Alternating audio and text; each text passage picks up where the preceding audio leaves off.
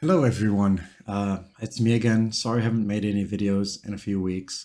I have moved. I now live in a completely different country and I'm still looking for a permanent place, but I am in this room for now. The more scientific videos are going to be coming soon, but for now, because I just moved countries, I thought it would be fun to talk about words. And I have this book here.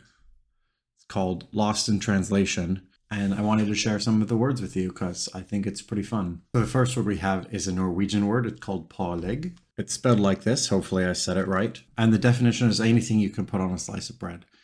And I love this word because I love sandwiches, and it is my opinion, like evidently the Norwegians, that you should be able to put pretty much anything on a piece of bread and it'll be good. The next one is gezellig, which is here, and it's a Dutch word. I pronounce it like it's a German word because I speak German, but I don't speak Dutch.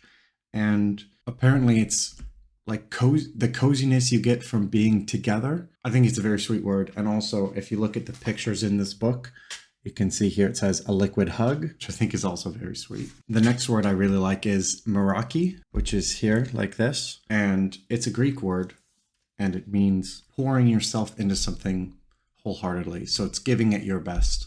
I'm thinking about this word a lot right now because I'm going through a lot of life changes, and I've started school again.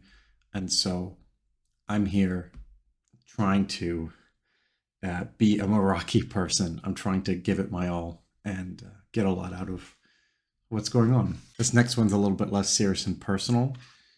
It's a Malay word, and it's pisan zapra, which is just the time it takes to eat a banana. And I love that there's a word for that because it's just like a couple of minutes. But if you want to specifically refer to banana eating duration, Malay has a word for you. The next word I really like in this book is a Japanese word called komorebi, like this, even though Japanese isn't written in the Latin alphabet, but that's pretty much how you say it. And it's the sunlight that filters through the leaves of the trees.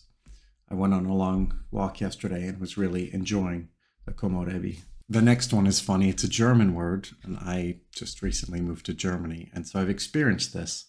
The word is Kummerspeck, which means grief bacon. So it's a excess weight from when you eat your feelings a lot, like I do. This one is a Nguni Bantu word, and some of you computer nerds might recognize it. The word is Ubuntu. It can be very roughly said to mean human kindness, but it means something more accurately that we find worth in each other. We find each other to be worthy. That's something that I've been thinking a lot about lately as well. This next one's a Japanese word, which a lot of people have heard. It's wabi-sabi, which is finding beauty in imperfection. That's also something that dealing with imperfections, particularly in myself, I've been thinking a lot about the concept of wabi-sabi. Now there's a Swedish word, which I've also been feeling a lot of lately, which is Restfieber. Again, I'm pronouncing it sort of like it's German because I've taken like 3 Duolingo Swedish lessons, so I don't know how else to say it. Let me know in the comments if you speak Swedish. But that is the restlessness of a traveler right before a journey. And it's a mixture of anxiety and anticipation, and I've been feeling that for several weeks now. The next one that I like is also German, and it is Warmduscher. It's a noun. It means someone who takes warm showers, which of course I am a Warmduscher, but it also sort of implies that you're a little bit of a wimp. You don't want to face hardship. There's also a Hawaiian word here, which is akihi, and that's listening to directions. And then as soon as you walk away, you completely forget them. And this happens to me a lot. Actually, I was talking to my dad a couple of days ago how easily I get lost, even when people give me directions. So I guess that means that I pretty frequently go akihi. This next one's a Hungarian word, sympaticus. And I think there are similar words, simpatico, or I think I've heard something like this before I got this book. But it says it's an adjective, and when meeting someone for the first time, your intuition tells you that they are a good person, and so you can refer to them as sympaticos. So it's someone who as soon as you meet them, you get the sense that they're a good person.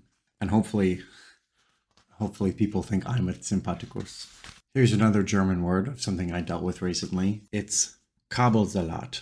So literally cable salad, when you have a lot of electronics cables tangled together. I just undid my Kabelsalat earlier today to record this video. Here's a sweet one in Urdu. It's Naz. I know some of you probably can read some of these while I show, but this one is hard because it's in a spiral. And it's the pride and assurance from knowing that you're loved unconditionally.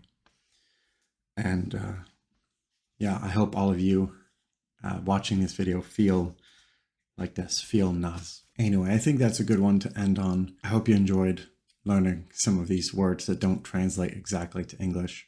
And sorry again for the delay in videos. I'm going to be trying to go back to a weekly upload. Let me know in the comments if you liked this kind of content, if you like language things or you prefer more science. Oh, and thanks to everyone who supports me on YouTube or on Patreon. Zachary W. Collins for being a super supporter, and Hyde, Jordan Beagle, Justin Davey, and Mike Zimmerman for all being supporters. If you want to join them on the Wall of Awesome, go ahead and check the description. It really does help me make more videos, especially now that I'm looking for a place to live. So yeah, your support would be helpful so I can spend more time doing these and make more videos every week rather than doing other things. Anyway, that's all for this time. See you later.